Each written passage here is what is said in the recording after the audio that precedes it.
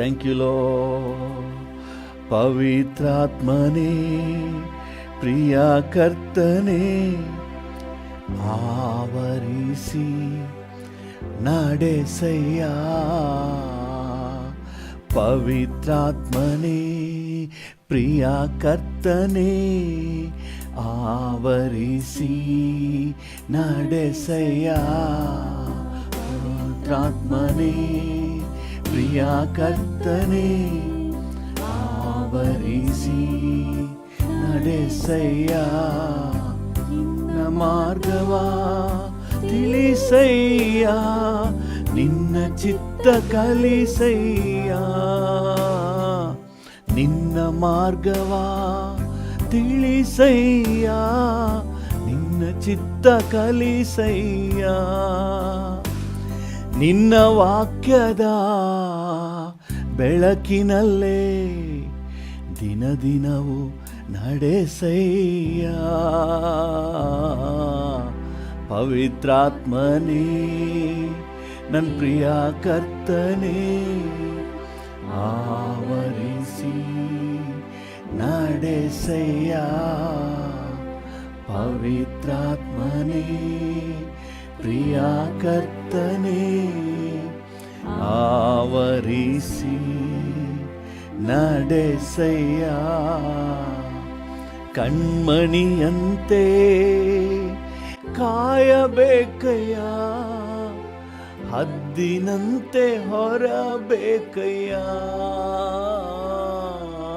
ಕಣ್ಮಣಿಯಂತೆ ಹೌದು ಡ್ಯಾಡಿ ಕಾಯಬೇಕಯ್ಯ, ಹದ್ದಿನಂತೆ ಹೊರಬೇಕಯ್ಯ. ನಿನ್ನ ರೆಕ್ಕೆಯ ನೆರಳಲ್ಲಿಯೇ ದಿನ ದಿನವೂ ಇರಿಸಯ್ಯ.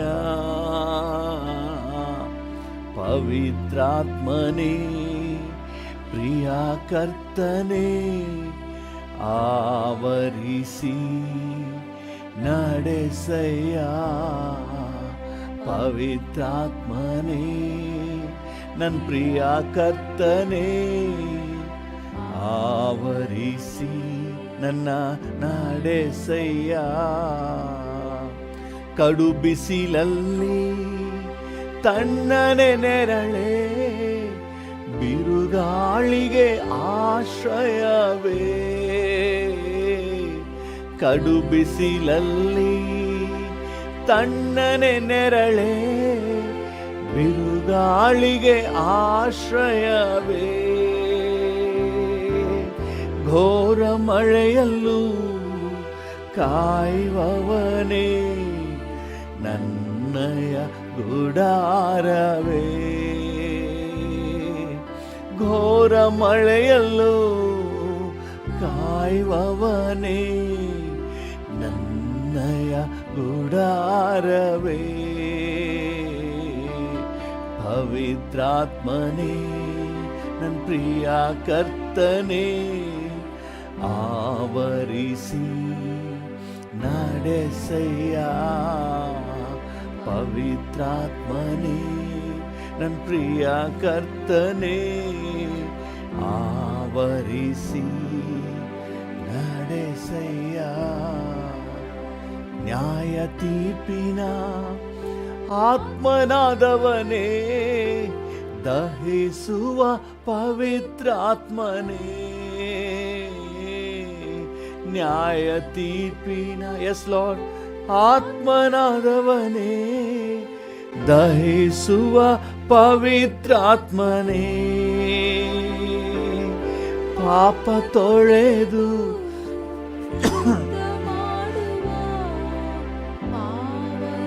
ಪವಿತ್ರಾತ್ಮನೇ ಹೌದಪ್ಪ, ಪಾಪ ತೊಳೆದು ಶುದ್ಧ ಮಾಡುವ ಪಾವನ ಪವಿತ್ರಾತ್ಮನೇ. ಪವಿತ್ರಾತ್ಮನೇ ಪ್ರಿಯ ಕರ್ತನೇ ಆವರಿಸಿ ನಡೆಸಯ್ಯ. ಪವಿತ್ರಾತ್ಮನೇ ನನ್ನ ಪ್ರಿಯ ಕರ್ತನೇ ಆವರಿಸಿ ನಡೆಸಯ್ಯ, ಆವರಿಸಿ ನಡೆಸಯ್ಯ. ಪವಿತ್ರಾತ್ಮನೇ, ನನ್ನ ಪ್ರಿಯ ಕರ್ತನೇ, ಆವರಿಸಿ ನಡೆಸಯ್ಯ. ಪಾಪವೆಲ್ಲ ತೊಳೆದಿರುವೆ, ಸುದ್ದಿ ಬರುವೆ ನಿನ್ನನ್ನೇ, ಆತುಕೊಂಡೆ ನಿನ್ ವಚನ, ಮೇಲೆ ಜಯ ಕಾಣು. ಪಾಪವೆಲ್ಲ ತೊಳೆದಿರುವೆ, ಸುದ್ದಿ ಬರುವೆ ನಿನ್ನನ್ನೇ, ಆತುಕೊಂಡೆ ನಿನ್ ವಚನ, ಜಯದ ಮೇಲೆ ಜಯ ಕಾಣುವೆ.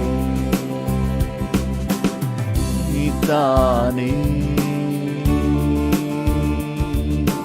ಯೆಹೋವಾ ರಾಫಾ, ಸುಖವಾದೆ ಕಲ್ವಾರಿ ಗಾಯದಿಂದ. ಡ್ಯಾಡಿಯನ್ನು ನೋಡಿ ಹೇಳೋಣ, ನೀತಾನೇ ಯೆಹೋವಾ ರಾಫಾ, ಸುಖವಾದೆ ಕಲ್ವಾರಿ ಗಾಯದಿಂದ. ಕರುಣೆ ಕಣ್ಮುಂದೆ ನಿನ್ ವಾಕ್ಯ ನನ್ ಬಾಯಲ್ಲಿ. ಹೌದು ಡ್ಯಾಡಿ, ನಿನ್ ಕರುಣೆ ಕಣ್ಮುಂದೆ, ನಿನ್ ವಾಕ್ಯ ನನ್ ಬಾಯಲ್ಲಿ. ಚಿಂತೆಯು ನನಗಿಲ್ಲ, ವಂದನೆ ಸಲ್ಲಿಸುವೆ. ಚಿಂತೆಯು ನನಗಿಲ್ಲ, ವಂದನೆ ಸಲ್ಲಿಸುವೆ. ನೀತಾನೇ ಯೆಹೋವಾ ರಾಫಾ, ಸುಖವಾದೆ ಕಲ್ವಾರಿ ಗಾಯದಿಂದ. ಡ್ಯಾಡಿನ ನೋಡಿ ಹೇಳೋಣ, ನೀತಾನೇ. ಹೌದು ಡ್ಯಾಡಿ, ಯೆಹೋವಾ ರಾಫಾ, ಸುಖವಾದೆ ಡ್ಯಾಡಿ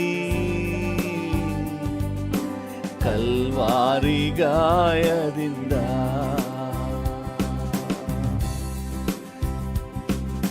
ಮಹಿಮೆಯ ಮೇಘದಲ್ಲಿ ಮರೆಯಾಗಿ ಬಾಳುವೆ. ಹೌದು ಡ್ಯಾಡಿ, ನಿನ್ ಮಹಿಮೆಯ ಮೇಘದಲ್ಲಿ ಮರೆಯಾಗಿ ಬಾಳುವೆ. ರಕ್ಷಕ ಯೇಸುವೆ, ಎಂದೆಂದು ನನ್ ಮುಂದೆ. ಹೌದು ಡ್ಯಾಡಿ, ರಕ್ಷಕ ಯೇಸುವೆ, ಎಂದೆಂದು ನನ್ ಮುಂದೆ. ನೀತಾನೇ ಯೆಹೋವಾ ರಾಫಾ, ಸುಖವಾದೆ ಕಲ್ವಾರಿ ಗಾಯದಿಂದ. ಡ್ಯಾಡಿಯನ್ನು ನೋಡಿ ಹೇಳುವ, ನೀತಾನೇ. ನೀನೇ ಡ್ಯಾಡಿ, ನನ್ನ ಸೌಖ್ಯದಾಯಕನು. ಯೆಹೋವಾ ರಾಫಾ, ನನಗಾಗಿ ಚಿಂತಿಸುವ ಹಿತಚಿಂತಕನು, ಅಕ್ಕರೆಯುಳ್ಳ ತಂದೆ. ಹೌದಪ್ಪ, ಕಲ್ವಾರಿ ಗಾಯದಿಂದ ನಿನ್ನನ್ನೇ ನಂಬಿರುವೆ, ನಿನ್ನೊಂದಿಗೆ ನಡೆವೆ ಡ್ಯಾಡಿ, ನಿನ್ನನ್ನೇ ನಂಬಿರುವೆ, ನಿನ್ನೊಂದಿಗೆ ನಡೆವೆ, ಕಳವಳ ನನಗಿಲ್ಲ, ತತ್ತರವು ನನಗಿಲ್ಲ, ಕಳವಳ ನನಗಿಲ್ಲ, ತತ್ತರವು ನನಗಿಲ್ಲ. ನೀತಾನೇ ಯೆಹೋವಾ ರಾಫಾ, ಸುಖವಾದೆ ಡ್ಯಾಡಿ ಕಲ್ವಾರಿ ಗಾಯದಿಂದ. ನೀತಾನೆ ಯೇಸಪ್ಪನ ನೋಡಿ ಹೇಳಿ, ನನಗೆ ಆರೋಗ್ಯದಾಯಕನು, ನನ್ನ ಎಲ್ಲ ನೋವನ್ನು ಶಿಲುಬೆಯಲ್ಲಿ ಹೊತ್ತುಕೊಂಡು ನನಗೆ ಬಿಡುಗಡೆ ಕೊಟ್ಟಿರುವ ಆತನು, ನಿನ್ನ ಬಾಸುಂಡೆಗಳಿಂದ ನನಗೆ ಗುಣವಾಗಿದೆ. ಹೌದಪ್ಪ, ಕಲ್ವಾರಿ ಗಾಯದಿಂದ ನಿನ್ ಮಹಿಮೆಯ ಮೇಘದಲ್ಲಿ ಮರೆಯಾಗಿ ಬಾಳುವೆ, ಮಹಿಮೆಯ ಮೇಘದಲ್ಲಿ ಮರೆಯಾಗಿ ಬಾಳುವೆ. ರಕ್ಷಕ ಯೇಸುವೆ, ಎಂದೆಂದು ನನ್ ಮುಂದೆ, ರಕ್ಷಕ ಯೇಸುವೆ, ಎಂದೆಂದು ನನ್ ಮುಂದೆ. ನೀತಾನೇ ಡ್ಯಾಡಿ ಯೆಹೋವಾ ರಾಫಾ, ಸೌಖ್ಯದಾಯಕನೇ, ನನ್ನ ವಿಷಯದಲ್ಲಿ ಆ ಕಾಳಜಿಯುಳ್ಳ ಅಕ್ಕರೆಯುಳ್ಳ ತಂದೆಯೇ, I love you father, I love you Jesus. ಡ್ಯಾಡಿಯನ್ನು ನೋಡಿ ಹೇಳಿ, ಕಲ್ವಾರಿ ಗಾಯದಿಂದ ನೀತಾನೆ. ಹೌದಪ್ಪ,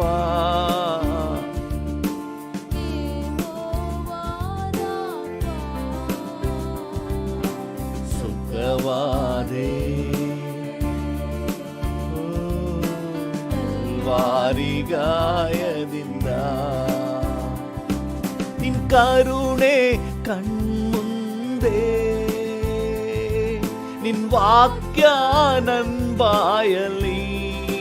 ಹೌದು ಡ್ಯಾಡಿ, ನಿನ್ನ ಕರುಣೆ, ನಿನ್ನ ಪ್ರೀತಿ ಯಾವಾಗಲೂ ನನ್ನ ಕಣ್ಣೆದುರೇ ಇದೆ. ಹೌದು, ನಿನ್ನ ವಾಕ್ಯವನ್ನು ನಾನು ಅರಿಕೆ ಮಾಡಿ ನಿನ್ನ ವಾಕ್ಯದಿಂದ ಬಿಡುಗಡೆ ಹೊಂದಿಕೊಂಡಿದ್ದೇನೆ. ಚಿಂತೆಯು ನನಗಿಲ್ಲ, ವಂದನೆ ಸಲ್ಲಿಸುವೆ, ಚಿಂತೆಯು ನನಗಿಲ್ಲ, ವಂದನೆ ಸಲ್ಲಿಸುವೆ. ನೀತಾನೇ ಯೆಹೋವಾ ರಾಫಾ, ಸುಖವಾದೆ ಕಲ್ವಾರಿ ಗಾಯದಿಂದ. ಡ್ಯಾಡಿಯನ್ನು ನೋಡಿ ಹೇಳೋಣ, ನೀತಾ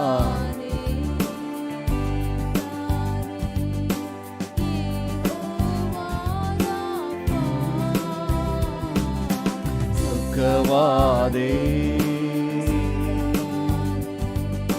ಕಲ್ವಾರಿ ಗಾಯದಿಂದ, ನೀವೆಲ್ಲ ತೊಳೆದಿರುವೆ,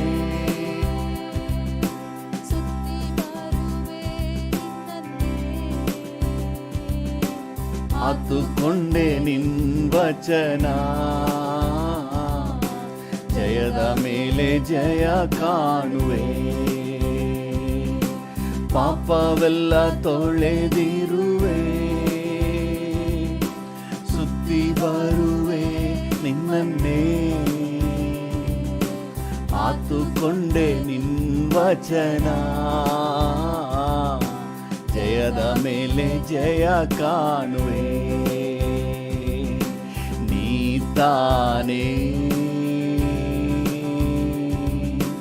ಯೆಹೋವಾ ರಾಫಾ,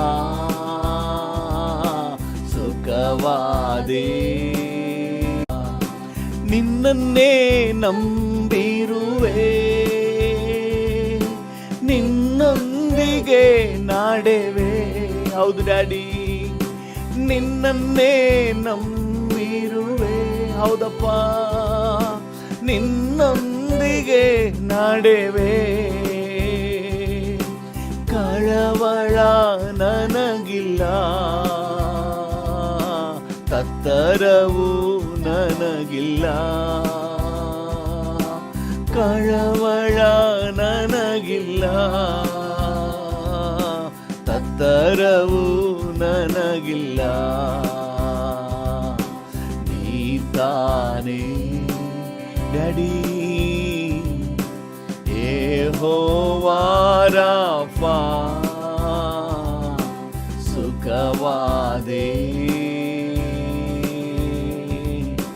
ಕಲ್ವಾರಿ ಗಾಯದಿಂದ. ನೀತಾನೇ ಡ್ಯಾಡಿ, ಯೆಹೋವಾ ರಾಫಾ, ಸುಖವಾದೆ ಕಲ್ವಾರಿ ಗಾಯದಿಂದ. ನೀತಾನೇ ನೀತಾನೇ ಯೆಹೋವಾ ರಾಫಾ, ಸುಖವಾದೆ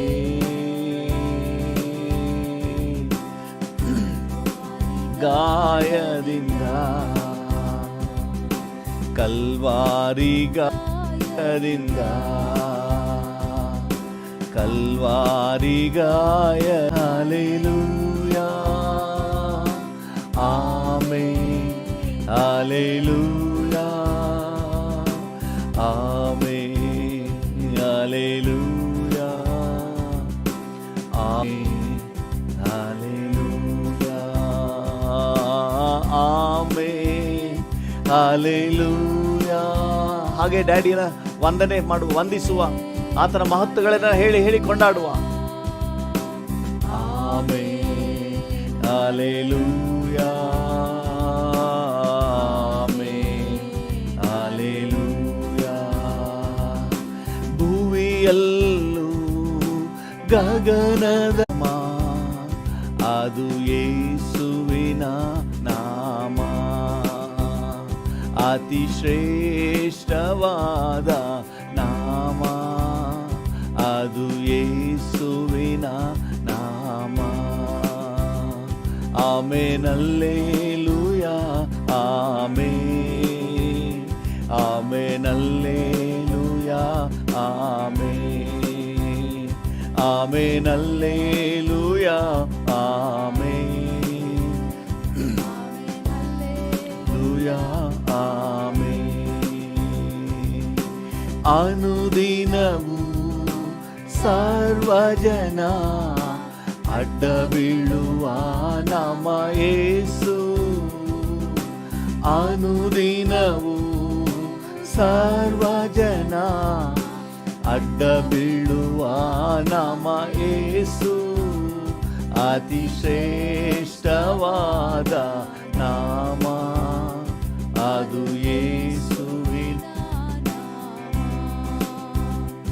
ಅತಿ ಶ್ರೇಷ್ಠವಾದ ನಾಮ, ಅದು ಯೇಸುವಿನ ನಾಮ. Hallelujah, amen, amen, hallelujah, amen, hallelujah, amen, amen, hallelujah, amen. ಕೇಳುವುದೆಲ್ಲ ಸಿಕ್ಕುವುದು, ಆಮೆನ್, ಹಲ್ಲೆಲೂಯಾ, ಆಮೆನ್. ಕೇಳುವುದೆಲ್ಲ ಸಿಕ್ಕುವುದು, ಅತಿಶಯ ನಾಮ ಯೇಸು. ಕೇಳುವುದೆಲ್ಲ ಸಿಕ್ಕುವುದು, ಅತಿಶಯ ನಾಮ ಯೇಸು. ಅತಿ ಶ್ರೇಷ್ಠವಾದ ನಾಮ, ಅದು ಯೇಸುವಿನ ನಾಮ. ಅತಿ ಶ್ರೇಷ್ಠವಾದ ನಾಮ, ಅದು ಯೇಸುವಿನ ನಾಮ. Amen, hallelujah, amen, amen, hallelujah, amen, amen, hallelujah, amen, amen, hallelujah, amen. ಯೇಸುವೇ ಸ್ತೋತ್ರ, ಯೇಸುವೇ ಸ್ತೋತ್ರ, ಯೇಸುವೇ ನಿಮಗೆ ಸ್ತೋತ್ರ. ಯೇಸುವೇ ಸ್ತೋತ್ರ, ಯೇಸುವೇ ಸ್ತೋತ್ರ, ಯೇಸುವೇ ನಿಮಗೆ ಸ್ತೋತ್ರ. ದೇವರ ಪ್ರತಿರೂಪ ಶ್ರೀ ಯೇಸುವೇ ಸ್ತೋತ್ರ. ದೇವರ ಪ್ರತಿರೂಪ ಶ್ರೀ ಯೇಸುವೇ ಸ್ತೋತ್ರ. ಹಲ್ಲೆಲೂಯಾ. ಹಾಗೆ ಸ್ತೋತ್ರ ಮಾಡೋಣ, ಡ್ಯಾಡಿಯನ್ನು ವಂದಿಸುವ. Amen, hallelujah,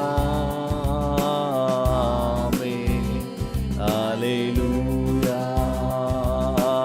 amen, hallelujah, amen, hallelujah, amen, hallelujah, amen, hallelujah, hallelujah, hallelujah, hallelujah, hallelujah. Thank you Jesus. Hallelujah. ಹಾಗೆ ಕರ್ತನನ್ನು ಹಾಗೆ ಗಣಪಡಿಸುವ. ಹಾಲೆಲೂಯ. ಉನ್ನತನಾದ ದೇವರೇ, ಉತ್ತಮನಾದ ತಂದೆಯೇ, ಅಕ್ಕರೆಯುಳ್ಳ ತಂದೆಯೇ, ಥ್ಯಾಂಕ್ ಯು, ವಂದನೆ, ಥ್ಯಾಂಕ್ ಯು, ವಂದನೆ. ಕೃಪೆಯಲ್ಲಿ ಐಶ್ವರ್ಯ ಭರಿತನಾದ ದೇವರೇ, ಯೇಸುವಿನ ನಾಮದಲ್ಲಿ ಕರ್ತನ ಈ ಮುಂಜಾನೆ ವೇಳೆಯಲ್ಲಿ ನಿನ್ನನ್ನು ಸ್ತುತಿಸುತ್ತೇವೆ, ನಿನ್ನ ನಾಮನ ಮೇಲೆತ್ತಿ ಮಹಿಮೆ ಪಡಿಸುತ್ತೇವೆ. ನೀನೊಬ್ಬನೇ ಸ್ತುತಿಗೆ ಯೋಗ್ಯನು, ಘನತೆಗೆ ಯೋಗ್ಯನು, ಗೌರವಕ್ಕೆ ಯೋಗ್ಯನು, ಆರಾಧನೆಗೆ ಯೋಗ್ಯನು ಸ್ವಾಮಿ. Thank you Lord, thank you Lord, thank you Lord, thank you Lord, thank you Lord. ನೀನೆಲ್ಲ ಉಪಕಾರಗಳಿಗಾಗಿ ವಂದನೆ. Thank you. ಯೇಸುವಿನ ನಾಮದಲ್ಲಿ ಎಲ್ಲ ಮಹಿಮೆ ಘನತೆ ನಿಮಗೆ ಸಲ್ಲಿಸುತ್ತೇವೆ, ಜೀವವುಳ್ಳ ಪರಲೋಕ ತಂದೆಯೇ. ಆಮೇನ್, ಆಮೇನ್, ಆಮೇನ್. ಹಾಲೆಲೂಯ. ನಮ್ಮ ಧ್ಯಾನಕ್ಕಾಗಿ ಮತ್ತು ನಮ್ಮ ಪ್ರಾರ್ಥನೆಗೆ ಅನುಕೂಲ ಆಗುವಂತೆ ಆದಿಕಾಂಡ 6ನೇ ಅಧ್ಯಾಯ 8ನೇ ವಚನವನ್ನು ಓದೋಣ. ಆದಿಕಾಂಡ 6ನೇ ಅಧ್ಯಾಯ 8ನೇ ವಚನ. ಆದರೆ ನೋಹನಿಗೆ ಯೆಹೋವನ ದಯವು ದೊರಕಿತು. ನೋಹನಿಗೆ ಯೆಹೋವನ ದಯೆ ದೊರಕಿತು. ಈ ವಾಕ್ಯವನ್ನು ನಾವು ಧ್ಯಾನ ಮಾಡ್ತಾ ಇದ್ದೇವೆ. ನೋಹನಿಗೆ ಯೆಹೋವನ ದಯೆ ದೊರಕಿತು. ಮನುಷ್ಯರ ಕೆಟ್ಟತನವು ಭೂಮಿಯ ಮೇಲೆ ಹೆಚ್ಚಾಗ್ತಾ ಬಂತು. ಮನುಷ್ಯರನ್ನು ಯಾಕೆ ನಾನು ಉಂಟು ಮಾಡಿದೆ ಅಂತ ಹೇಳಿ ದೇವರು ಪಶ್ಚಾತ್ತಾಪ ಪಡ್ತಾ ಇದ್ದಾರೆ. ಆದರೆ ನೋಹನ ಮೇಲೆ ದೇವರಿಗೆ ದಯೆ ಉಂಟಾಯಿತು. ಕಾರಣ ಏನಂದರೆ, ಮೊದಲನೇದಾಗಿ ನಾವು ಈಗಾಗಲೇ ಧ್ಯಾನ ಮಾಡಿದ ಹಾಗೆ ಆತನು ನೀತಿವಂತನು. ಎರಡನೇದಾಗಿ ವಾಕ್ಯ ಹೇಳ್ತದೆ, ನೋಹನು ನೀತಿವಂತನು. 9ನೇ ವಚನ. ನೋಹನು ನೀತಿವಂತನು, ತನ್ನ ಕಾಲದವರಲ್ಲಿ ತಪ್ಪಿಲ್ಲದವನು ಆಗಿದ್ದನು. ತನ್ನ ಕಾಲದವರಲ್ಲಿ ತಪ್ಪಿಲ್ಲದವನು ಆಗಿದ್ದನು. ತನ್ನ ಕಾಲದವರಲ್ಲಿ ತಪ್ಪಿಲ್ಲದವನು ಆಗಿದ್ದನು. ಅಂದರೆ ಅವನ ಮೇಲೆ ಯಾವ ತಪ್ಪನ್ನು ಹೊರಿಸ್ಲಿಕ್ಕಾಗಲ್ಲ, ಆ ರೀತಿಯಾಗಿ ಅವನು ಜೀವಿಸಿದನು. ಹಾಲೆಲೂಯ. ದೇವರ ದಯೆ ಅವನಿಗೆ ದೊರಕಲಿಕ್ಕೆ ಕಾರಣ ಏನಂತ ಹೇಳಿದ್ರೆ, ಅವನು ತಪ್ಪಿಲ್ಲದವನು, ಯಾವ ತಪ್ಪು ಹೊರಿಸ್ಲಿಕ್ಕೂ ಅವಕಾಶ ಇಲ್ಲ. ಆ ರೀತಿಯಾಗಿ ಅವನು ಜೀವಿಸಿದನು.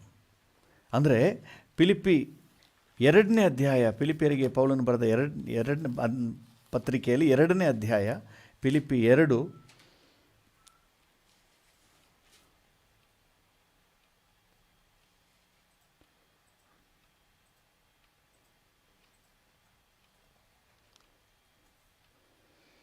14 ಮತ್ತು 15ನೇ ವಚನವನ್ನು ಓದಿ. ಹೀಗೆ ಫಿಲಿಪ್ಪಿ 2:15. 15 ಹೀಗೆ ನೀವು ನಿರ್ದೋಷಿಗಳು ಯಥಾರ್ಥ ಮನಸ್ಸುಳ್ಳವರು ಆಗಿದ್ದು ವಕ್ರಬುದ್ಧಿಯುಳ್ಳ ಮೂರ್ಖ ಜಾತಿಯ ಮಧ್ಯದಲ್ಲಿ ದೇವರ ನಿಷ್ಕಳಂಕರಾದ ಮಕ್ಕಳಾಗಿರುವಿರಿ. ನಾವು ನಿರ್ದೋಷಿಗಳು ಅಂದರೆ ಯಾವ ತಪ್ಪೊರಿಸಲ್ಪಡದವರಾಗಿ, ನಿಷ್ಕಳಂಕರಾಗಿ, ಯಾವ ಕಳಂಕವೂ ಇಲ್ಲದವರಾಗಿ ನಾವು ಈ ಲೋಕದಲ್ಲಿ ಇತರ ಜನರ ಮಧ್ಯದಲ್ಲಿ ಸಾಕ್ಷಿ ಕೊಡಬೇಕು ಅನ್ನುವುದು ದೇವರ ಉದ್ದೇಶ. ಅಂದು ನೋಹನು ಆ ರೀತಿಯಾಗಿ ಜೀವಿಸಿದನು. ಅವನ ಮೇಲೆ ಯಾವ ತಪ್ಪೋರಿಸಲಿಕ್ಕೂ ಆಗಲ್ಲ, ಅಷ್ಟರ ಮಟ್ಟಿಗೆ ಅವನು ಜೀವಿಸಿದನು. ಇವತ್ತು ದೇವರು ನಮ್ಮನ್ನು ಕೂಡ ಹಾಗೆ ಎದುರು ನೋಡ್ತಾ ಇದ್ದಾನೆ. ಈ ಸುಳ್ಳಾಗಿ ಆರೋಪ ಹೊರಿಸ್ತಾರಲ್ಲ, ನೀವು ಅದ್ರ ಬಗ್ಗೆ ತಲೆ ಕೆಡಿಸ್ಕೋಬೇಡ್ರಿ. ಅದು ಈಗಲ್ಲ, ಆಗಲಿಂದಲೂ ಬಂದಿದೆ.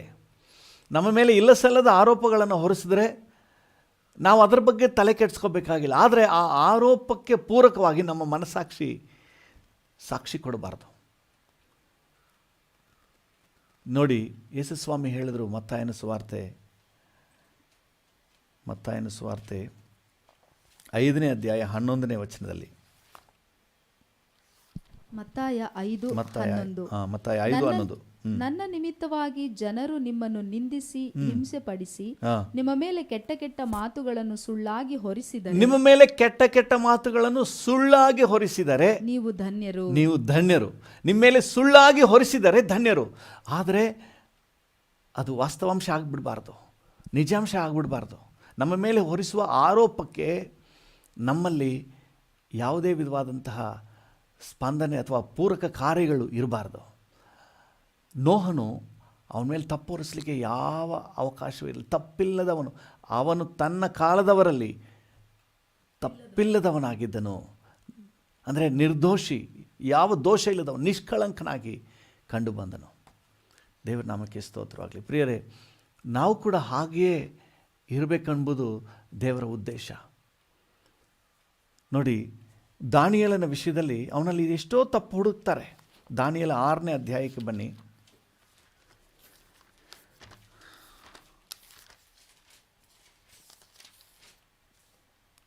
4ನೇ ವಚನ ಓದಿ. ದಾನಿಯೇಲ 6:4. ದಾನಿಯೇಲ 6:4. ಹೀಗಿರಲು ಮುಖ್ಯಾಧಿಕಾರಿಗಳು, ದೇಶಾಧಿಪತಿಗಳು ರಾಜ್ಯಭಾರದ ವಿಷಯವಾಗಿ ದಾನಿಯೇಲನ ಮೇಲೆ ತಪ್ಪು ಹೊರಿಸುವುದಕ್ಕೆ ಸಂದರ್ಭ ಹುಡುಕುತ್ತಿದ್ದರು. ಆದರೆ ತಪ್ಪು ಹೊರಿಸುವ ಯಾವ ಸಂದರ್ಭವನ್ನು, ಯಾವ ತಪ್ಪನ್ನು ಕಾಣಲಾರದೆ ಹೋದರು. ಅವನು ನಂಬಿಗಸ್ತನೇ ಆಗಿದ್ದನು. ಹಲ್ಲೆಲೂಯಾ. ದೇವರ ನಾಮಕ್ಕೆ ಸ್ತೋತ್ರ. ಸುಮ್ಮನೆ ಆರೋಪ ಮಾಡಿದ್ರೆ ಅದು ಬೇರೆ ಲೆಕ್ಕ. ಆದರೆ ತಪ್ಪು ನಮ್ಮಲ್ಲಿ ಕಂಡು ಬರದ ಹಾಗೆ ನಾವು ಜೀವಿಸಬೇಕನ್ನೋದು ದೇವರ ಉದ್ದೇಶ. ದೇವರ ಕೃಪೆಗೆ, ದೇವರ ದಯೆಗೆ ನಾವು ಪಾತ್ರರಾಗಿರಬೇಕಾದ್ರೆ ನಾವು ಯಾವ ತಪ್ಪು ಹೊರಿಸಲ್ಪಡದವರು, ಯಾವ ಆರೋಪ ನಿಂದೆಗೆ ಗುರಿಯಾಗದವರು ಆಗಿರಬೇಕನ್ನೋದು ದೇವರ ಉದ್ದೇಶ. ಈ ದಾನಿಯೇಲನು ಬಹಳ ಉನ್ನತ ಸ್ಥಾನವನ್ನು ಹೊಂದಿದನು. ಅವನ ಮೇಲೆ ಹೊಟ್ಟೆ ಕಿಚ್ಚುಪಟ್ಟು ಅವನ ಮೇಲೆ ತಪ್ಪೊರಿಸಲಿಕ್ಕೆ ಎಷ್ಟೋ ಕಾರಣಗಳನ್ನು ಹುಡುಕ್ತಾರೆ. ಆದರೆ ತಪ್ಪೊರಿಸುವುದಕ್ಕೆ ಯಾವ ಸಂದರ್ಭವೂ ಸಿಗಲಿಲ್ಲ, ಯಾವ ತಪ್ಪನ್ನು ಅವನಲ್ಲಿ ಕಾಣಲಿಲ್ಲಂತೆ. ಹಲ್ಲೆಲೂಯಾ. ನಾವು ಆ ರೀತಿಯಾಗಿ ನಾವು ಕೆಲಸ ಮಾಡುವ ಜಾಗದಲ್ಲಿ, ನಾವು ಇರುವಂತಹ ನಮ್ಮ ಸಂಸ್ಥೆಯಲ್ಲಿ, ನಮ್ಮ ಕುಟುಂಬದಲ್ಲಿ ನಮ್ಮನ್ನು ಈ ರೀತಿಯಾಗಿ ಕಾಪಾಡಿಕೊಳ್ಳಲಿಕ್ಕೆ ನಾವು ಜಾಗ್ರತೆ ವಹಿಸುವ. ಆಗ ನಮ್ಮ ಮೇಲೆ ದೇವರ ಕೃಪೆ, ಕರುಣೆ, ದೇವರ ಅನುಗ್ರಹ ಇನ್ನೂ ಹೆಚ್ಚಾಗ್ತದೆ. ಅನೇಕರು ಇದೆಲ್ಲ ಈ ಒಂದು ಜೀವಿತವನ್ನು ಪ್ರಾಮುಖ್ಯಪಡಿಸೋದಿಲ್ಲ. ಸುಮ್ಮನೆ ಆಶೀರ್ವಾದ ಬಂದುಬಿಡಬೇಕು, ಪ್ರವಾದನೆ ಬಂದುಬಿಡಬೇಕು ಅಂತ ನೆನೆಸ್ತಾರೆ. ದೇವರ ಆಶೀರ್ವಾದ ಎಲ್ಲ ಸುಮ್ಮನೆ ಬಂದುಬಿಡ್ಬೇಕು. ಸುಮ್ಮನೆ ಹೆಂಗೆ ಬಂದುಬಿಡ್ತದೆ? ಸುಮ್ಮನೆ ಬರೋದಿಲ್ಲ. ನೋಹನ ಮೇಲೆ ದೇವರಿಗೆ ದಯೆ ಉಂಟಾಯಿತು ಅಂತ ಹೇಳಿದೆ. ಮಿಕ್ಕಿದವರೆಲ್ಲರೂ ದುರ್ಮಾರ್ಗದಲ್ಲಿದ್ದರು, ಇವನು ಮಾತ್ರ ಅವನ ಮೇಲೆ ಯಾವ ತಪ್ಪು ಹೊರಿಸೋಕ್ಕಾಗಲ್ಲ, ಆ ರೀತಿಯಾಗಿ ಜೀವಿಸಿದನು. ಇವತ್ತು ದೇವರ ಮಕ್ಕಳಾಗಿ ನಾವು ಆ ರೀತಿಯಾಗಿ ಜೀವಿಸಲಿಕ್ಕೆ ಕರೆಯಲ್ಪಟ್ಟಿದ್ದೇವೆ. ದೇವರ ನಾಮಕ್ಕೆ ಸ್ತೋತ್ರ. ನಮಗೆ ಇನ್ನೊಂದು ಮಾಡೆಲ್ ಅಂದರೆ ನಮ್ಮ ಕರ್ತನಾದ ಯೇಸು ಕ್ರಿಸ್ತನು. ಯೇಸುವಿನ ಮೇಲೆ ಕೂಡ ಯಾವ ತಪ್ಪು ಹೊರಿಸಲಿಕ್ಕೂ ಅವರಿಗೆ ಅವಕಾಶ ಸಿಕ್ಕಲಿಲ್ಲ. ನೀವು ಮಾರ್ಕನ ಸುವಾರ್ತೆ 14ನೇ ಅಧ್ಯಾಯ 55ನೇ ವಚನವನ್ನು ಓದಿ.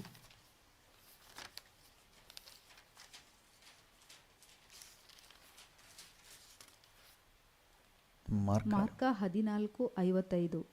ಆಗ ಮಹಾಯಾಜಕರು ಹಿರಿ ಸಭೆಯವರೆಲ್ಲರೂ ಯೇಸುವನ್ನು ಕೊಲ್ಲಿಸಬೇಕೆಂದು ಆತನ ಮೇಲೆ ಸಾಕ್ಷಿಯನ್ನು ಹುಡುಕಿದರು, ಆದರೆ ಏನೂ ಸಿಕ್ಕಲಿಲ್ಲ.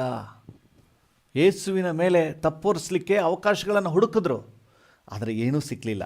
ಆಮೇಲೆ 56ನೇ ವಚನ, ಬಹುಮಂದಿ ಬಂದು ಆತನ ಮೇಲೆ ಸುಳ್ಳು ಸಾಕ್ಷಿ ಹೇಳಿದರೂ, ಬಹುಮಂದಿ ಬಂದು ಆತನ ಮೇಲೆ ಸುಳ್ಳು ಸಾಕ್ಷಿಗಳನ್ನು ಹೇಳಿದ್ರು, ಅವರ ಸಾಕ್ಷಿ ಒಂದಕ್ಕೊಂದು ಸರಿ ಬೀಳಲಿಲ್ಲ.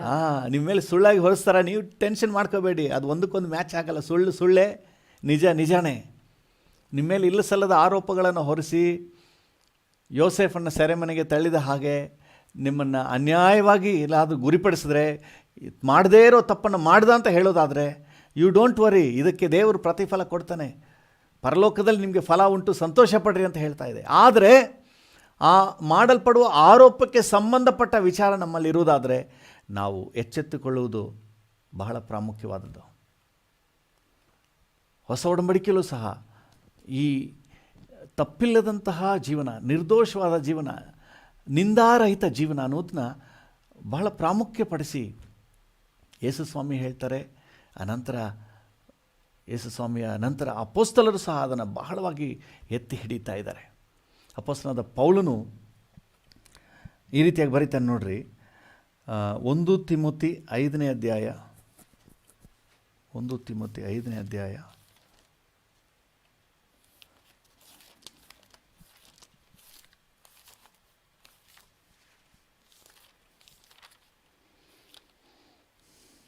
11ನೇ ವಚನವನ್ನು ಓದಿ. 1 ತಿಮೋತಿ 5:11.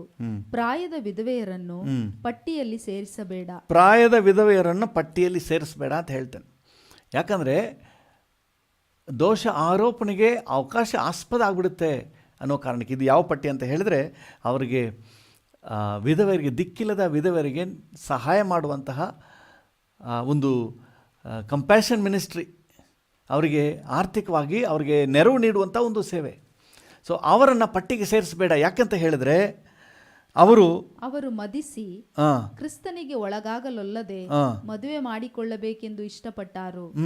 ಅಂದ್ರೆ ಒಂದು ವೇಳೆ ಅವರು ತಪ್ಪಾಗಿ ಎಡರಿ ಹೋಗ್ಲಿಕ್ಕೆ ಸಾಧ್ಯತೆ ಇದೆ. ಅಂತವರು ತಾವು ಮೊದಲು ಕೊಟ್ಟ ಭರವಸೆಗೆ ತಪ್ಪಿದರೆಂಬ ಅವಮಾನಕ್ಕೊಳಗಾಗಿದ್ದಾರೆ. ಇದಲ್ಲದೆ ಅವರು ಮನೆಗೆ ತಿರುಗಾಡುತ್ತಾ, ಚೆನ್ನಾಗಿ ಗಮನಿಸಿ, ಮನೆಗೆ ತಿರುಗಾಡುತ್ತಾ ಮೈಗಳ್ಳತನವನ್ನು ಕಲಿಯುತ್ತಾರೆ. ಮೈಗಳ್ಳರಾಗುವುದಲ್ಲದೆ ಹರಟೆ ಮಾತಾಡುವವರು, ಇತರರ ಕೆಲಸದಲ್ಲಿ ಕೈ ಹಾಕುವವರು ಆಗಿ ಆಡಬಾರದ ಮಾತುಗಳನ್ನಾಡುತ್ತಾರೆ. ಆದುದರಿಂದ ಪ್ರಾಯದ ವಿಧವೆಯರು ಮದುವೆ ಮಾಡಿಕೊಂಡು ಮಕ್ಕಳನ್ನು ಹೆತ್ತು ಮನೆಯ ಯಜಮಾನಿ ಆಗಿರುವುದು ನನಗೆ ಒಳ್ಳೆಯದಾಗಿ ತೋಚುತ್ತದೆ. ನೆಕ್ಸ್ಟ್ ಲೈನ್ ಓದಿ. ಹಾಗೆ ಮಾಡುವುದರಿಂದ ವಿರೋಧಿಗಳ ನಿಂದೆಗೆ ಆಸ್ಪದ ಕೊಡದೆ ಇರುವರು. ದೇವರ ನಾಮಕ್ಕೆ ಸ್ತೋತ್ರವಾಗಲಿ. ಇಲ್ಲಿ ಪೌಲನು ಏನು ಹೇಳ್ತಾನೆ ಅಂದರೆ, ಪ್ರಾಯದ ವಿಧವೆಯರು ಅಂದರೆ ಅವರಿಗೆ ಗಂಡ ಇಲ್ಲ, ಮಕ್ಕಳಿಲ್ಲ, ಇನ್ನು ಬೇರೆ ಇನ್ನೇನು ಕೆಲಸ ಇಲ್ಲ. ಬೆಳಗ್ಗೆದ್ದರೆ ಏನು ಕೆಲಸ ಮಾಡೋದು? ಸುಮ್ಮನೆ ತಿರುಗೋದು. ಪ್ರಾರ್ಥನೆ ಮಾಡ್ತೀನಿ ಅಂತನೋ, ಸೇವೆ ಮಾಡ್ತೀನಿ ಅಂತನೋ, ಯಾವುದೇ ವಿಧವಾದಂತಹ ಕಮಿಟ್ಮೆಂಟ್ಸ್ ಇಲ್ಲ. ಆಗ ಏನಾಗುತ್ತೆ, ಬೇರೆಯವರ ಕಾರ್ಯಗಳಲ್ಲಿ ತಲೆ ಹಾಕಲಿಕ್ಕೆ ಹೆಚ್ಚಿನ ಅವಕಾಶ ಇರ್ತದೆ, ಹರಟೆ ಮಾತಾಡಲಿಕ್ಕೆ ಹೆಚ್ಚಿನ ಅವಕಾಶ ಇರ್ತದೆ, ಇಲ್ಲ ಸಲ್ಲದ ಮಾತುಗಳನ್ನು ಆಡಲಿಕ್ಕೆ ಅವಕಾಶ ಆಗ್ತದೆ. ಇದರಿಂದ ದೇವರ ನಾಮಕ್ಕೆ ದೂಷಣೆ ಆಗ್ತದೆ, ನಿಂದನೆ ಉಂಟಾಗ್ತದೆ. ಅದರಿಂದಾಗಿ ಅವರು ಮದುವೆ ಮಾಡಿಕೊಂಡು ಅವ್ರಿಗಂತ ಜವಾಬ್ದಾರಿಕೆ, ಬೆಳಿಗ್ಗೆ ಎದ್ದರೆ ಅಡುಗೆ ಮಾಡಬೇಕು, ಗಂಡನಿಗೆ ಬಡಿಸ್ಬೇಕು, ಮಕ್ಕಳು ನೋಡ್ಕೋಬೇಕು, ಒಂದು ರೆಸ್ಪಾನ್ಸಿಬಿಲಿಟಿಯಲ್ಲಿ ಬಂದುಬಿಟ್ರೆ ಅವರಿಂದ ಯಾವ ದೂಷಣೆ ಆಗೋದಿಲ್ಲ ಅಂತ ಹೇಳ್ತಾರೆ. ದೇವರ ನಾಮಕ್ಕೆ ಸ್ತೋತ್ರವಾಗಲಿ. ಅಂದರೆ ಒಬ್ಬರ ಜೀವಿತ ನಿಂದಾರಹಿತವಾಗಿರಬೇಕು, ಅವ್ರ ಮೇಲೆ ಆರೋಪ ಹೊರಿಸಲಿಕ್ಕೆ ಅವಕಾಶ ಇರಬಾರ್ದು ಅನ್ನುವಂಥ ಕಾಳಜಿಯನ್ನು ಅಪೊಸ್ತಲನಾದ ಪೌಲನು ವ್ಯಕ್ತಪಡಿಸ್ತಾ ಇದ್ದಾನೆ. ವಿಧವೆಯರ ವಿಷಯದಲ್ಲಿ ಮಾತ್ರವಲ್ಲದೆ ಈವನ್ ಸೇವೆ ಮಾಡುವವರು ಸಹ ನಿಂದಾರಹಿತರಾಗಿರ್ಬೇಕು, ಅವ್ರ ಮೇಲೆ ಯಾವ ಆರೋಪವೂ ಕೂಡ ಇರಬಾರ್ದು ಅಂತ ಹೇಳ್ತಾನೆ. ನಿಂದೆ ಈ ನಿಂದೆಯಿಂದ ಏನು ನಿಂದನೆ ಉಂಟಾಗುವ ಹಾಗೆ ನಡ್ಕೊಂಡ್ರೆ, ದೋಷದಿಂದ ನಡ್ಕೊಂಡ್ರೆ ಏನಾಗುತ್ತೆ, ದೇವರ ನಾಮಕ್ಕೆ ಕಳಂಕ ಉಂಟಾಗ್ತದೆ. ತೀತ 2ನೇ ಅಧ್ಯಾಯ 4ನೇ ವಚನ ಓದಿ. ತೀತ 2:4. ಇದಲ್ಲದೆ ಅವರು ಪ್ರಾಯದ ಸ್ತ್ರೀಯರಿಗೆ ನಿಮ್ಮ ಮೂಲಕ ದೇವರ ವಾಕ್ಯಕ್ಕೆ ದೂಷಣೆಯಾಗದಂತೆ ನೀವು ಗಂಡಂದಿರನ್ನು ಮಕ್ಕಳನ್ನು ಪ್ರೀತಿಸುವವರು, ದಮೆಯುಳ್ಳವರು, ಪತಿವ್ರತೆಯರು, ಮನೆಯಲ್ಲೇ ಕೆಲಸ ಮಾಡುವವರು, ಸುಶೀಲೆಯರು, ನಿಮ್ಮ ಗಂಡಂದರಿಗೆ ಅಧೀನರು ಆಗಿರಬೇಕೆಂದು ಬುದ್ಧಿ ಕಲಿಸುವ ಹಾಗೆ ಬೋಧಿಸು. ತನ್ನ ಕುಟುಂಬ ಜವಾಬ್ದಾರಿಗಳಿಗೆ ಕ್ರಮವಾಗಿದ್ದು ಬೇರೆಯವರಿಗೆ ಎಡರಾಗದ ಹಾಗೆ ತಪ್ಪಿಲ್ಲದವರಾಗಿ ಆ ದೇವರ ವಾಕ್ಯಕ್ಕೆ ದೂಷಣೆ ಉಂಟಾಗದ ಹಾಗೆ ನಡ್ಕೊಳ್ಳುವಂತೆ ಬೋಧಿಸಲಿಕ್ಕೆ ಅಪೊಸ್ತಲನಾದ ಪೌಲನು ಎಚ್ಚರಿಕೆ ಕೊಡ್ತಾನೆ. ನಾನು ಹೇಳಿದ ಹಾಗೆ ಸೇವಕರ ವಿಷಯದಲ್ಲೂ ಸಹ ತೀತ 1ನೇ ಅಧ್ಯಾಯ 6ನೇ ವಚನವನ್ನು ಓದಿ. ತೀತ 1:6. ಸಭೆಯ ಹಿರಿಯನು ನಿಂದಾರಹಿತನು ಏಕಪತ್ನಿಯುಳ್ಳವನು ಆಗಿರಬೇಕು. ನಿಂದಾರಹಿತನು ಅಂದರೆ ಅವನ ಮೇಲೆ ಯಾವ ವಿಧವಾದಂತಹ ಆರೋಪ ಇರಬಾರ್ದು. ಅಂದರೆ ಸುಳ್ಳು ಆರೋಪದ ಬಗ್ಗೆ ಹೇಳ್ತಾ ಇಲ್ಲ, ವಾಸ್ತವಾಂಶದಲ್ಲಿ ಅವನ ಆರೋಪದಲ್ಲಿ ಸಿಕ್ಕಾಕೋಬಾರ್ದು. ಆರೋಪ ಇದ್ದರೆ ಅವನು ಆ ಸೇವೆ ನಿರ್ವಹಿಸಲಿಕ್ಕೆ ಯೋಗ್ಯನಲ್ಲ. ದೇವ್ರ ನಾಮಕ್ಕೆ ಸ್ತೋತ್ರವಾಗಲಿ. 7ನೇ ವಚನದವರೆಗೆ ಕೂಡ ಓದ್ಬಿಟ್ರಿ. ನಿಂದಾರಹಿತನು ಏಕಪತ್ನಿಯುಳ್ಳವನು ಆಗಿರಬೇಕು. ಅವನ ಮಕ್ಕಳು ಕರ್ತನನ್ನು ನಂಬಿದವರಾಗಿರಬೇಕು. ಅವರು ದುರ್ಮಾರ್ಗಸ್ಥರೆನಿಸಿಕೊಂಡವರಾಗಲಿ. ಈವನ್ ಮಕ್ಕಳು ಕೂಡ ತಪ್ಪು ಮಾರ್ಗದಲ್ಲಿ ಹೋಗಬಾರ್ದು. ಮಕ್ಕಳಿಂದ ದೇವರ ನಾಮಕ್ಕೆ ದೂಷಣೆ ಆಗಬಾರ್ದು. ಅಧಿಕಾರಕ್ಕೆ ಒಳಗಾಗದವರಾಗಲಿ ಆಗಿರಬಾರದು. ಒಂದು ನಾಯಕತ್ವಕ್ಕೆ ಒಳಗಾಗಿರಬೇಕು, ಒಳಗಾಗದವರಾಗಿರಬಾರ್ದು. ಯಾಕಂದರೆ ಸಭಾಧ್ಯಕ್ಷನು ದೇವರ ಮನೆವಾರ್ತೆಯವನಾಗಿರುವುದರಿಂದ ನಿಂದಾರಹಿತನಾಗಿರಬೇಕು. ಅವನ ಮೇಲೆ ಯಾವುದೇ ವಿಧವಾದಂತಹ ಆರೋಪ ಹೊರಿಸಲಿಕ್ಕೆ ಅವಕಾಶ ಇರಬಾರ್ದು.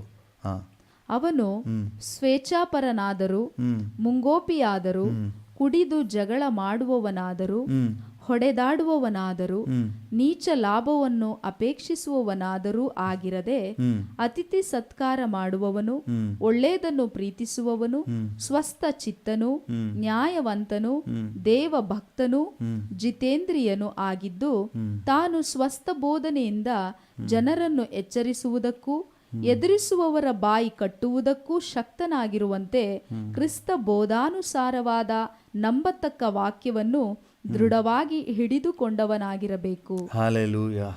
ಒಟ್ಟಾರೆ ನಮಗೆ ವಾಕ್ಯ ಸ್ಪಷ್ಟವಾಗಿ ಹೇಳ್ತದೆ, ಅದು ಮಾಮೂಲಿ ವಿಶ್ವಾಸಿ ಜೀವನ ಆದರೂ ಸರಿ, ಸೇವಕನಾದರೂ ಸರಿ, ತಪ್ಪು ಹೊರಿಸಲ್ಪಟ್ಟವನಾಗಿ ಇರಬಾರ್ದು. ತಪ್ಪು ಹೊರಿಸಲ್ಪಟ್ಟವಳಾಗಿ ಇರಬಾರ್ದು. ಯಾವ ಆರೋಪವೂ ಅವ್ರ ಮೇಲೆ ಇರಬಾರ್ದು. ನಿಂದಾರಹಿತರಾಗಿರಬೇಕು. ಆಗ ಆ ನಿರ್ದಿಷ್ಟ ಸೇವೆಯನ್ನು ಮಾಡಲಿಕ್ಕೆ, ದೇವರ ಮಗಳಾಗಿ ಆಶೀರ್ವಾದದಲ್ಲಿ ಮುಂದುವರಿಲಿಕ್ಕೆ ಅದು ಅನುಕೂಲವಾಗಿರ್ತದೆ, ಆಶೀರ್ವಾದವಾಗಿರ್ತದೆ. ದೇವರ ನಾಮಕ್ಕೆ ಸ್ತೋತ್ರ. ಅಂಥವ್ರ ಮೇಲೆ ದೇವರ ಕರುಣೆ, ದೇವರ ದಯೆ ಉಂಟಾಗ್ತದೆ. ಪ್ರಿಯರೇ, ನಾವು ತಪ್ಪಿಲ್ಲದವರಾಗಿ, ನೋಹನು ತನ್ನ ಕಾಲದವರಲ್ಲಿ ತಪ್ಪಿಲ್ಲದವನಾಗಿದ್ದನು. ನಾವು ಕೂಡ ಅಂತಹ ಒಂದು ಜೀವಿತಕ್ಕಾಗಿ ಕರೆಯಲ್ಪಟ್ಟಿದ್ದೇವೆ. ನಿರ್ದೋಷಿಗಳಾಗಿ, ನಿಷ್ಕಳಂಕರಾಗಿ ಇರುವಂತೆ ಕರೆಯಲ್ಪಟ್ಟಿದ್ದೇವೆ. ಸುಳ್ಳು ಆರೋಪಗಳು ಹೊರಿಸಿದ್ರೆ ಅದಕ್ಕೆ ದೇವರು ಪ್ರತಿಫಲ ಕೊಡ್ತಾನೆ. ಆದರೆ ಅವರು ಹೊರಿಸುವ ಆರೋಪಕ್ಕೆ ನಮ್ಮಲ್ಲಿ ಯಾವುದೇ ಆಧಾರ ಇರಬಾರ್ದು. ಆಧಾರ ಅಂದರೆ ಅವರು ಹೇಳುವ ರೀತಿಯಲ್ಲಿ ನಮ್ಮ ಜೀವನ ಇರಬಾರ್ದು. ನಾವು ನಿಂದಾರಹಿತರಾಗಿ, ಯಾವ ತಪ್ಪಿಲ್ಲದವರಾಗಿ ಜೀವಿಸುವಂತೆ ದೇವರು ನಮಗೆ ಕೃಪೆ ಕೊಡಲಿ. ನಾವು ಕೆಲಸ ಮಾಡುವ ಜಾಗದಲ್ಲಿ ನಿಂದಾರಹಿತರಾಗಿದ್ದರೆ ಅವರನ್ನು ಕೂಡ ಆದಾಯ ಮಾಡಿಕೊಳ್ಬೋದು. ನಾವು ಸೇವೆ ಸಲ್ಲಿಸುತ್ತಿರುವಂತಹ ಸಂಸ್ಥೆಯಲ್ಲಿ ನಿಂದಾರಹಿತರಾಗಿದ್ದರೆ ನಮಗೂ ಸೇವೆಯಲ್ಲಿ ಇನ್ನೂ ಉತ್ತಮ ಜವಾಬ್ದಾರಿಕೆಗಳು ಸಿಗ್ತದೆ. ದಾನಿಯೇಲನಿಗೆ ಅವನು ನಿಂದಾರಹಿತನಾಗಿದ್ದನು. ಅವನ ಮೇಲೆ ತಪ್ಪು ಹೊರಿಸಲಿಕ್ಕೆ ಅವಕಾಶ ಹುಡುಕಿದ್ರೂ ಅವಕಾಶ ಸಿಕ್ಕಲಿಲ್ಲ. ಬದಲಾಗಿ ದೇವರು ಅವನನ್ನು ಇನ್ನೂ ಮೇಲಕ್ಕೆ ತಗೊಂಡೋದನು. ಯೋಸೇಫನು ಅವನು ಅಂದರೆ ಆರೋಪ ಹೊರಿಸಲ್ಪಟ್ಟನು, ಆದರೆ ಆರೋಪಿ ಅಲ್ಲ, ಅವನು ನಿಂದಾರಹಿತನಾಗಿದ್ದನು. ಅದರಿಂದ ಒಂದು ಸಮಯ ಬಂದಾಗ ದೇವರು ಅವನನ್ನು ಮೇಲಕ್ಕೆತ್ತಿ ನಿಲ್ಲಿಸಿದನು. ನೋಹನು ನಿಂದಾರಹಿತನು, ಯಾವ ತಪ್ಪನ್ನು ಅವನ ಮೇಲೆ ಹೊರಿಸೋಕ್ಕಾಗಲ್ಲ, ಅಷ್ಟರ ಮಟ್ಟಿಗೆ ಅವನು ಜೀವಿಸಿದನು. ಅದರಿಂದ ನಾವೇ ಒಳಗೆ ಹೋಗಿ ಸುರಕ್ಷಿತನಾಗಿದ್ದನು. ಇವತ್ತು ನಾವು ಕೂಡ ನಿರ್ದೋಷಿಗಳಾಗಿ ಜೀವಿಸಲಿಕ್ಕೆ, ನಾವು ಕೆಲಸ ಮಾಡೋ ಜಾಗದಲ್ಲಿ, ನಾವು ಕಾರ್ಯನಿರ್ವಹಿಸುವಂತಹ ಸ್ಥಳಗಳಲ್ಲಿ, ನಮ್ಮ ಕುಟುಂಬಗಳಲ್ಲಿ ನಿಂದಾರಹಿತರಾಗಿ, ನಮ್ಮ ಮೇಲೆ ಯಾವ ಆರೋಪವೂ ಹೇಳಲಿಕ್ಕೆ ಅವಕಾಶ ಸಿಕ್ಕದ ಹಾಗೆ ನಾವು ಸಾಕ್ಷಿಗಳಾಗಿ ಜೀವಿಸುವುದಾದರೆ, ನಮ್ಮ ವಿಷಯದಲ್ಲೂ ಸಹ ದೇವರು ಉತ್ತಮ ಯೋಜನೆಗಳನ್ನು ಪ್ರಕಟ ಮಾಡ್ತಾನೆ, ಒಳ್ಳೆಯ ಸೇವೆಯ ಅವಕಾಶಗಳನ್ನು ಒದಗಿಸಿಕೊಡ್ತಾನೆ. ದೇವರು ನಮ್ಮನ್ನು ಆಶೀರ್ವಾದದ ಬುಗ್ಗೆಯಾಗಿರಿಸ್ತಾನೆ. ಒಂದು ನಿಮಿಷ ಕಣ್ಣುಗಳನ್ನು ಮುಚ್ಚಿ ನಾವು ಪ್ರಾರ್ಥನೆ ಮಾಡುವ. ಕರ್ತನೇ, ನೋಹನು ತನ್ನ ಕಾಲದವರಲ್ಲಿ ತಪ್ಪಿಲ್ಲದವನಾಗಿದ್ದನು. ಅವನ ಮೇಲೆ ಯಾವ ತಪ್ಪು ಹೊರಿಸಲಿಕ್ಕೂ ಅವಕಾಶ ಇರಲಿಲ್ಲ, ನಿಂದಾರಹಿತನಾಗಿದ್ದನು.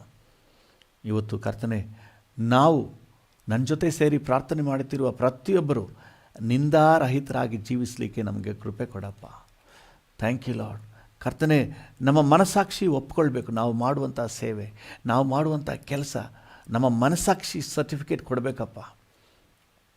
ಹಲ್ಲೆಲೂಯಾ. Thank you Lord. ನಮ್ಮ ಮೇಲೆ ಆರೋಪ ಹೊರಿಸಲಿಕ್ಕೆ ಎಲ್ಲೂ ಕೂಡ ಅವಕಾಶ ಇರಬಾರ್ದು ಸ್ವಾಮಿ. ನಮ್ಮ ಮೇಲೆ ತಪ್ಪು ಹೊರಿಸಲಿಕ್ಕೆ ಎಲ್ಲೂ ಕೂಡ ಆಸ್ಪದ ನೀಡಬಾರ್ದಪ್ಪ. ಜಾಗ್ರತೆ ವಹಿಸಲಿಕ್ಕೆ ಕೃಪೆ ಕೊಡು ಸ್ವಾಮಿ. Thank you lord. ಹೌದಪ್ಪ ಕರ್ತನೇ, ನನ್ನೊಂದಿಗೆ ಸೇರಿ ಯಾರೆಲ್ಲ ಪ್ರಾರ್ಥನೆ ಮಾಡ್ತಾ ಇದ್ದಾರೋ ಪ್ರತಿಯೊಬ್ಬರಿಗೂ ಕೃಪೆ ಕೊಡು. ತಾವು ಕೆಲಸ ಮಾಡೋ ಜಾಗದಲ್ಲಿ ನಿಂದಾರಹಿತನು, ಇವನ ಮೇಲೆ ಯಾವ ಕಂಪ್ಲೇಂಟ್ ಇಲ್ಲ ಅಂತ ಹೇಳಿ ಸಾಕ್ಷಿ ಹೊಂದಬೇಕು ಸ್ವಾಮಿ. ಹಲ್ಲೆಲೂಯಾ. ದಾನಿಯೇಲನ ಮೇಲೆ ತಪ್ಪು ಹೊರಿಸಲಿಕ್ಕೆ ಎಷ್ಟು ಪ್ರಯತ್ನ ಮಾಡಿದ್ರೂ ಅವಕಾಶ ಆಗಲಿಲ್ಲ. ಕೊನೆಗೆ ಅವನ ಮೇಲೆ ಅನ್ಯಾಯವಾಗಿ ತಪ್ಪು ಹೊರಿಸಿ ಅವನ್ನ ಹಿಂಸೆ ಪಡಿಸಬೇಕಾಯಿತು. ಯೇಸುವಿನ ಮೇಲೆ ತಪ್ಪು ಹೊರಿಸಲಿಕ್ಕೆ ಯಾವ ಅವಕಾಶವೂ ಇಲ್ಲ. ಕೊನೆಗೆ ಸುಳ್ಳು ಆರೋಪಗಳನ್ನೇ ಹೊರಿಸಬೇಕಾಯಿತು. ಎಲ್ಲೂ ಅವಕಾಶ ಇಲ್ಲ. ನಿಂದೆಗೆ ಎಲ್ಲೂ ಅವಕಾಶ ಆಗಲಿಲ್ಲ. ಯಾವ ಕರ್ತನೆ ತಪ್ಪು ಅವ್ರ ಮೇಲೆ ಹೊರಿಸೋಕ್ಕಾಗಲಿಲ್ಲ. ನಾವು ಕೂಡ ಹಾಗೆಯೇ ಜೀವಿಸಲಿಕ್ಕೆ ನಮಗೆ ಕೃಪೆ ಕೊಡಪ್ಪ. ನಾವು ಕೆಲಸ ಮಾಡೋ ಜಾಗದಲ್ಲಿ ನಮ್ಮ ಮೇಲೆ ಯಾವ ತಪ್ಪು ಹೊರಿಸಲಿಕ್ಕೂ ಅವಕಾಶ ಇರಬಾರ್ದು. ಸಣ್ಣ ಸಣ್ಣ ವಿಷಯದಲ್ಲೂ ನಾವು ಜಾಗ್ರತೆಯಿಂದ ಇರಲಿಕ್ಕೆ ಸಹಾಯ ನೀಡಪ್ಪ. Thank you. ಮಾದರಿಯಾಗಿರಲಿಕ್ಕೆ ಸಹಾಯ ನೀಡಪ್ಪ. Thank you lord. ಕರ್ತನೆ, ಒಂದು ವೇಳೆ ಸೇವೆ ಮಾಡೋರು ಇದ್ದರೆ ಕರ್ತನೆ, ಪ್ರತಿಯೊಬ್ಬರನ್ನು ಕೂಡ ಸೇವೆ ಮಾಡುವವ್ರನ್ನ ಕೂಡ ನೀನು ಆಶೀರ್ವದಿಸು. ಕರ್ತನೆ, ಯಾರು ಕೂಡ ಕರ್ತನೆ ಆರೋಪಿಗಳಾಗಿರಬಾರ್ದು ಸ್ವಾಮಿ. ನಿಂದಾರಹಿತರಾಗಿರಬೇಕು ಸ್ವಾಮಿ. ಈವನ್ ಹೆಂಡತಿ ಮಕ್ಕಳು ಕೂಡ ಸಾಕ್ಷಿಗಳಾಗಿರಬೇಕು ಸ್ವಾಮಿ. Thank you. ಇಡೀ ಕುಟುಂಬ ಸಾಕ್ಷಿಗಳಾಗಿರಬೇಕಪ್ಪ. ನಿಂದಾರಹಿತರಾಗಿರಲಿಕ್ಕೆ ನಮಗೆ ಕೃಪೆ ಕೊಡು, ಕಲಿಸಿಕೊಡು ಸ್ವಾಮಿ. Thank you. ನಾವು ಡ್ಯೂಟಿ ಮಾಡೋ ಜಾಗದಲ್ಲಿ ನಿಂದಾರಹಿತರಾಗಿರಲಿಕ್ಕೆ, ತಪ್ಪಿಲ್ಲದವರಾಗಿರಲಿಕ್ಕೆ, ನಾವು ಸೇವೆ ಮಾಡೋ ಜಾಗದಲ್ಲಿ ನಿಂದಾರಹಿತರಾಗಿರಲಿಕ್ಕೆ ನಮಗೆ ಕೃಪೆ ಕೊಡಪ್ಪ. Thank you. ಪ್ರತಿಯೊಬ್ಬರನ್ನು ಆ ರೀತಿಯಾಗಿ ಆಶೀರ್ವದಿಸು. ಯೇಸುವಿನ ನಾಮದಲ್ಲಿ ಪ್ರಾರ್ಥಿಸುತ್ತೇವೆ ತಂದೆ. ಆಮೇನ್, ಆಮೇನ್. ದೇವ್ರ ನಾಮಕ್ಕೆ ಸ್ತೋತ್ರ. ಇವತ್ತು ನಾವು ಯಾದಗಿರಿ ಜಿಲ್ಲೆಗೋಸ್ಕರವಾಗಿ ನಾವು ಪ್ರಾರ್ಥನೆ ಮಾಡೋಣ.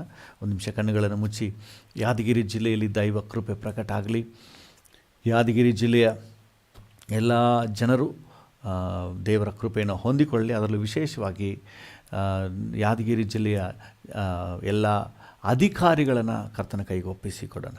ಅಧಿಕಾರಿಗಳೆಲ್ಲರೂ ಕೂಡ ಆರೋಗ್ಯವಾಗಿರಲಿ, ತಮ್ಮ ಕಾರ್ಯಗಳನ್ನು ಉತ್ತಮವಾಗಿ ನಿರ್ವಹಿಸಲಿ ಮತ್ತು ಅವರೆಲ್ಲ ರಕ್ಷಣೆಗೆ ಬರಲಿ. ಬರುವ ದಿನಗಳಲ್ಲಿ ನಮ್ಮ ಕಣ್ಣುಗಳು ಅದನ್ನೆಲ್ಲ ಕಾಣಬೇಕು.